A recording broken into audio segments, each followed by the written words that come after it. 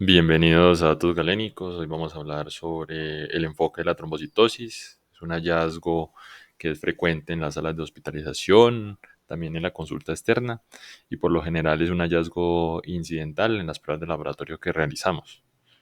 Vamos a comenzar con un caso clínico y es un hombre de 44 años que se presenta con dolor torácico anginoso, náuseas y vómitos, no tenía ningún tipo de antecedente, presentaba prurito intermitente luego de las duchas calientes y al examen físico no tenía ni hepatomegalia ni esplenomegalia. Se le da por el dolor torácico, al ingreso a urgencias se le realiza un electrocardiograma en el cual presentaba una elevación del ST desde B2 hasta B6, además también presentaba una elevación del ST en D1 y ABL y una depresión del ST en D3. Se sospechó un síndrome coronario agudo, se le realizó una cateterismo cardíaco de urgencia donde tenía una lesión de la descendente anterior y acá la intervienen con un stent. Dentro de los laboratorios que le realiza al paciente son los de ingreso, tenían leucocitosis, neutrofilia, una hemoglobina elevada y unas plaquetas en 771.000. Inicialmente pues no se le prestó mucha atención, sin embargo al día siguiente le repitieron los laboratorios donde tenía una resolución de la leucocitosis que se interpretó como en asociación al motivo de ingreso del paciente, el síndrome coronario agudo, ya con neutrofilia, la hemoglobina mejoró, quizás probablemente estaba hemoconcentrado, pero las plaquetas seguían elevadas en rango de trombocitosis. Por lo tanto, consideraron realizar pruebas de extensión como la proteína CIS que salió normal, actividad antitrombina 3 levemente reducida, que se explicaba por el evento trombótico agudo que presentaba el paciente, mutación del gen de la protombina que era negativa, se hizo un perfil de SAF con anticardiolipinas, antibeta-glicoproteína que eran normales y se realizó un extendido de sangre periférica que reportaba un aumento del número de plaquetas y algunas plaquetas gigantes. La médula ósea del paciente se ve un aumento de la celularidad del 70%. Recordemos que el paciente tenía 44 años, por lo tanto el paciente tiene una médula ósea hipercelular. Se veía un mayor número de megacariocitos que estaban agrupados y eran dismórficos y se presentaba la fibrosis reticulina. Por estos hallazgos de la médula ósea se realizó la mutación del JAK2V617F que era positivo. Ahora sí, vamos para comenzar con la revisión, debemos entender desde dónde, cuál es la formación de las plaquetas. Inicialmente comienza desde una célula madre hematopoyética, la cual va a dar lugar a las células progenitoras multipotentes, luego a las células progenitoras mieloides comunes, a las células progenitoras de megacariocitos y eritroides, que son bipotentes, a las células progenitoras de megacariocitos, a los megacariocitos inmaduros, megacariocitos maduros, proplaquetas y luego las plaquetas, el proceso de formación a nivel de la médula ósea. Sin embargo, no olvidemos que la trombopoyesis también está es dependiente de la producción hormonal en otros órganos, principalmente el hígado, e incluso también se propone en los riñones, donde se va a producir la trombopoyetina, la cual se va a unir a los megacariocitos, generando el aumento de la producción plaquetaria y la liberación a la sangre periférica. Como definición, la trombocitosis se define como unas plaquetas por encima de 400.000 en algunos textos, otros como mayor a 450.000. Es muy variable lo que propone la literatura. Algunos dicen que la trombocitosis menor, como está por debajo de 700.000, trombocitosis mayor por encima de 700.000, trombocitosis extrema, algunos lo definen como mayor a 1 millón de plaquetas o 1,5 millones de plaquetas y dan una otra definición en la literatura como una trombocitosis persistente, aquella que persiste por más de 3 meses después de una valoración inicial. La epidemiología se propone que es una incidencia en 0,2 a 0,7 por cada 100.000 pacientes. Por lo general, un hallazgo accidental común entre el 1,5 al 2,2% de la población por encima de los 40 años. La etiología, por lo general, la más frecuente es que en el 80 o 90% sea secundario a un proceso inflamatorio y aproximadamente un 25% de los pacientes con trombocitosis esencial se van a presentar como una trombocitosis extrema. Ya vimos que es por encima de 1 millón, por lo menos. Las causas de la trombocitosis, así ampliamente, se han dividido en primarias o secundarias. Las primarias, ya sea trombocitosis esencial, otras neoplasias mieloproliferativas, como la policitemia vera, la leucemia mieloide crónica, entre otras. Y las secundarias, como es lo más frecuente, que puede ser después de una esplenectomía, deficiencia de hierro, anemias hemolíticas, por una enfermedad inflamatoria crónica, incluso por malignidad. Para ver precisión de las causas, mire que acá podemos ver que las causas primarias son un poco amplias, donde va a ser neoplasia mieloproliferativa la principal etiología. Sin embargo, la más frecuente es la trombocitosis esencial, la policitemia vera, la fibrosis primaria, las tres principales y otras causas. Las secundarias, infecciones, daño de tejido, hipoesplenismo, hemólisis, los que ya mencionábamos. Sin embargo, traje esta tabla como para destacar estas otras causas que por lo general son olvidadas, y es la pseudotrombocitosis, y es que se produce por interferencia al momento de algunas partículas en sangre periférica al momento que va a generar un aumento del conteo plaquetario por interferencia en la lectura en la máquina que procesa el hemograma como tal. Se puede dar en pacientes con quemadura severa, que va a producir múltiples micropartículas a nivel de la circulación sanguínea, que va a interferir con esto, la crioglobulinemia, los esquistocitos, entre otras causas que puede generar la pseudotrombocitosis. Ahora bien, nos hacemos diferentes preguntas para ver cuál es el enfoque. Si el nivel de trombocitosis nos puede orientar a la causa, entonces para responder a esa pregunta, tomé este estudio, un estudio retrospectivo realizado en el siglo pasado, entre 1984 y 1989, un periodo de seguimiento de 5 años y medio en un hospital de Carolina del Norte en los Estados Unidos. Ellos tomaron todos los pacientes que tuvieran por lo menos un conteo plaquetario por encima de 1 millón de plaquetas, es decir, una trombocitosis extrema, y vieron cuál era la causa de la trombocitosis pues a la cual se le atribuyó. Vieron que por lo menos la trombocitosis reactiva era la causa en el 82% de los pacientes. Miren que la causa infecciosa, posesplenismo y la malignidad eran las tres más frecuentes, mientras que los trastornos mieloproliferativos solo representaban el 14% de las causas de la trombocitosis. Incluso algunos pacientes, solo el 4%, no tenían una etiología eh, que era que era definida. Por lo tanto, si vemos el nivel de trombocitosis, no nos va a orientar a cuál es la causa y debemos hacer una valoración clínica integral. Ahora bien, el tamaño y la forma de las plaquetas nos va a orientar a la causa. Esta respuesta es sí, y cuando vemos unas macroplaquetas definido como un volumen plaquetario medio mayor a 11 femtolitros, conglomerado de plaquetas, fragmentos de mecacariocitos, hipogranularidad de las plaquetas, esto es más frecuente en trombocitosis familiar o alguna neoplasia malignidad específica de la médula ósea que va a generar una trombocitosis como tal. Mientras que por lo general la trombocitosis reactiva no va a generar estos hallazgos. Las tres neoplasias mieloproliferativas que se van a estar asociadas con la trombocitosis va a ser la policitemia vera. Esta va a estar asociada con la mutación del JAK2, CALR y el LNK, estos genes. La trombocitosis esencial y la mielofibrosis primaria van a compartir las mutaciones como el JAK2, US17F, el CALR y el MPL. Las diferencias en la presentación clínica son varias. Por ejemplo, la policitemia vera nos va a generar también eritrocitosis, granulocitosis, trombocitosis, complicaciones arteriosas, trombóticas arteriales y venosas por el aumento de la hiperviscosidad, a un accidente isquémico transitorio, migraña, eritromelalgia, que las manos cuando se vuelven rojas y una sensación quemante a nivel de también se presentan los pies, el prurito acuagénico y la esplenomegalia. La trombocitosis esencial se va a caracterizar por hidromelalgia, migraña, mielofibrosis, o también puede progresar una disomia mieloide aguda, y la mielofibrosis es la menos frecuente pero la más agresiva. Una falla de la médula ósea por una hematopoiesis extramedular se puede generar complicaciones como hipertensión pulmonar y también puede progresar a una leucemia aguda. Entonces, las neoplasias mieloproliferativas y la edad, ¿cuál era su relación? Entonces, para responder a esta pregunta, tomé este estudio. En este estudio lo trataron de ver en un periodo de 10 años, vieron cuál era la incidencia, la incidencia de neoplasias mieloproliferativas según el grupo de edad. Vemos que hay grupos de edad desde los 0 a 4 años hasta los 75 a los 79 años.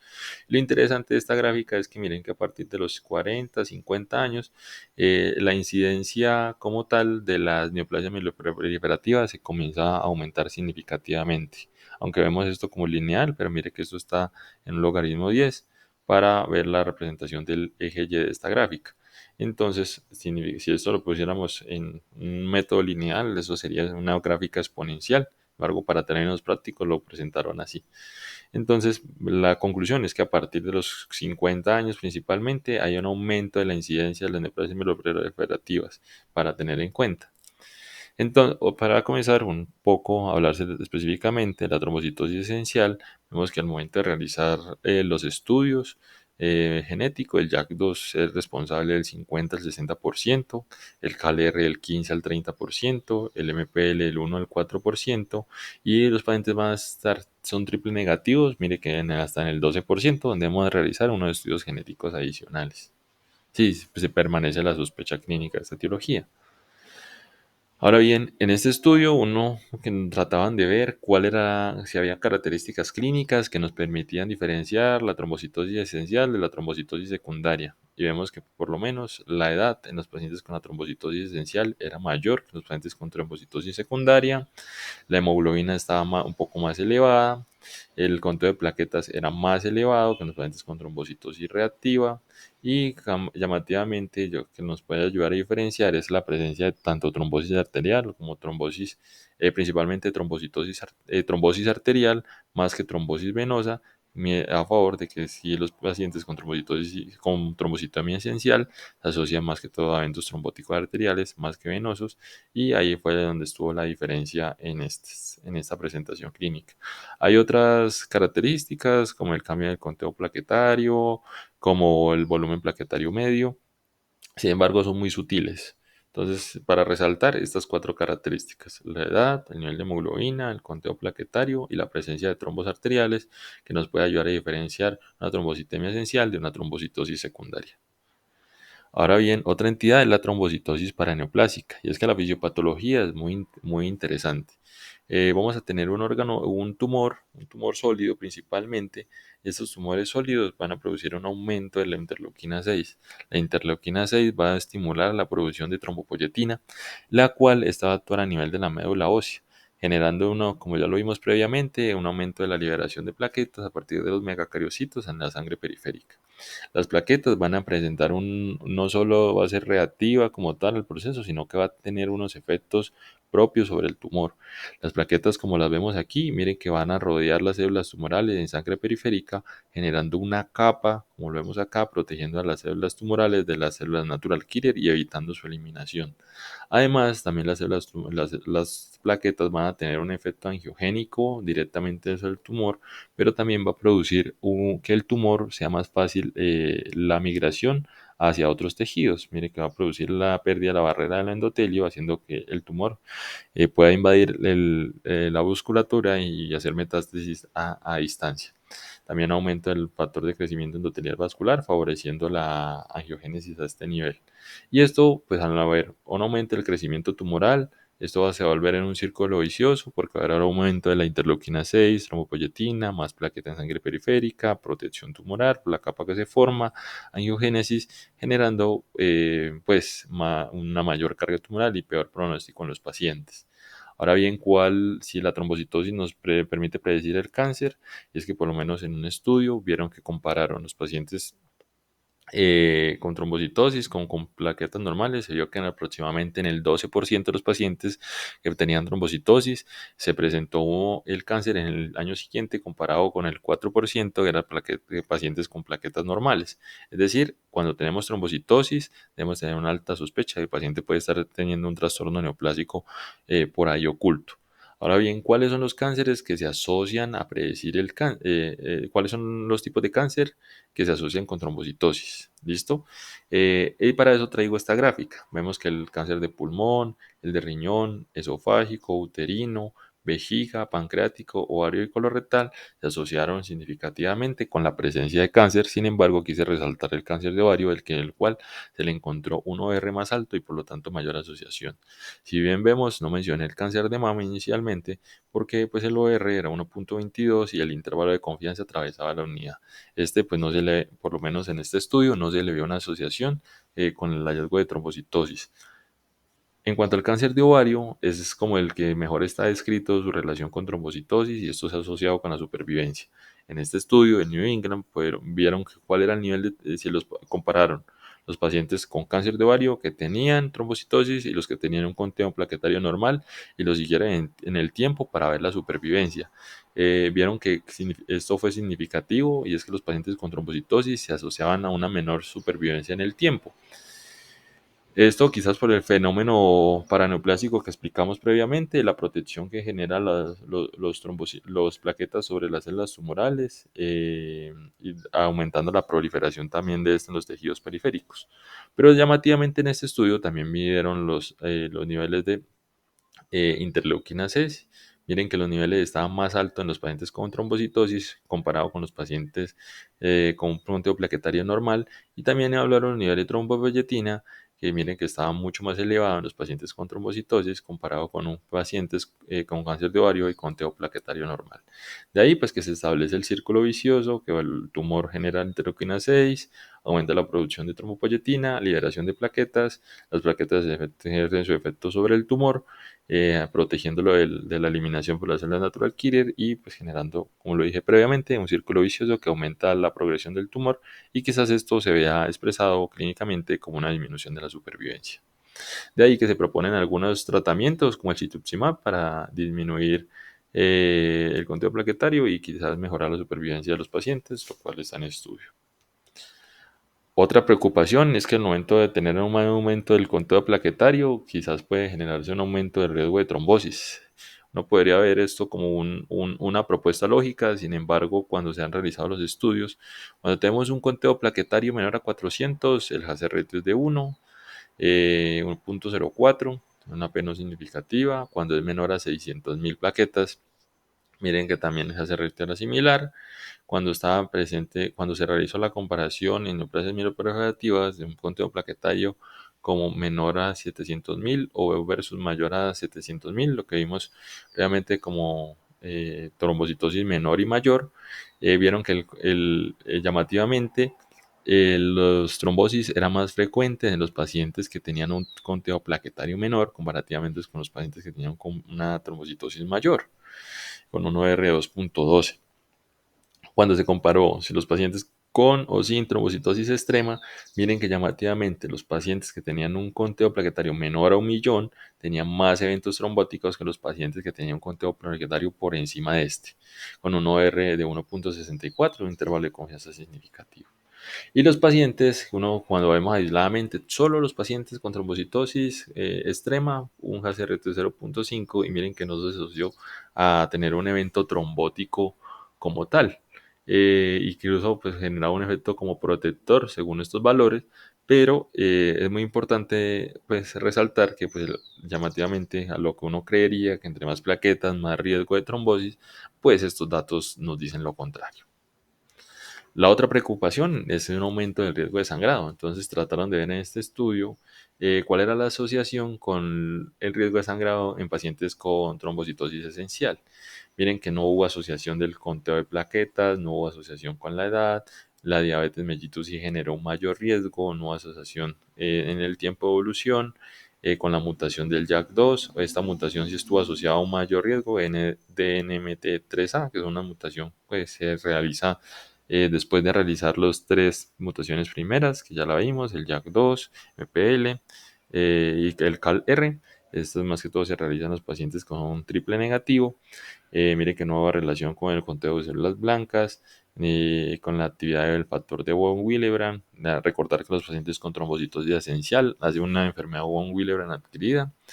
Y mire que no hubo asociación ni con el uso de aspirina ni otra terapia citorreductora, principalmente la hidroxiuria, que es la que más frecuente se utiliza dentro del algoritmo de tratamiento. Bien, entonces para concluir, el riesgo de sangrado estuvo asociado en los pacientes que tienen diabetes mellitus y una mutación del DNMT3A. Ahora bien, después de realizar esta revisión, pues quise proponer como un algoritmo, y es que un algoritmo basado en la historia clínica. Entonces, basado en preguntas, entonces que nos debemos ir haciendo progresivamente. El paciente tiene trombocitosis, entonces ya vimos, mayor a 400 a 450.000 plaquetas. Si la tiene, entonces vamos a descartar la pseudotrombocitosis. Ya vimos las causas, la creoglobulinemia, la esquimadura, la presencia de esquizocitos que puede interferir con la lectura de la máquina, el conteo total de plaquetas en la sangre periférica.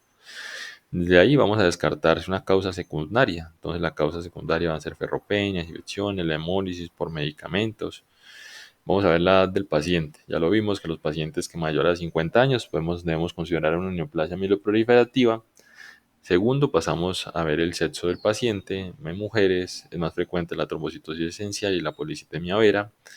Siguiendo con la enfermedad actual, vamos a preguntar al paciente si tiene algún síntoma vasomotor. Ya vemos la eritromelalgia, el fusi facial, en la cual debemos considerar una neoplasia mieloproliferativa. Los antecedentes del paciente es importante. Si el paciente tiene un antecedente de una esplenectomía, probablemente el paciente tenga una trombocitosis post-esplenectomía.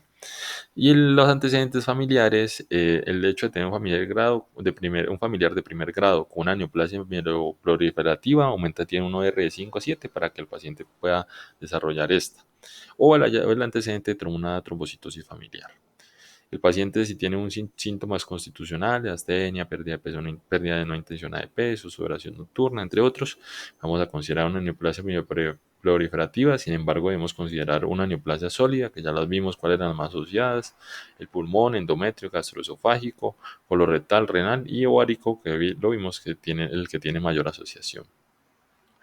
A ver, seguimos con el examen físico y vamos a valorar si el paciente tiene esplenomegalia. En caso de estar presente, vamos a considerar una neoplasia mieloproliferativa y vamos a hacer una valoración integral del hemograma. Entonces vemos si el paciente también tiene eritrocitosis o granulocitosis, la presencia de macroplaquetas, conglomerados ganglionares, entre otras que ya mencionamos.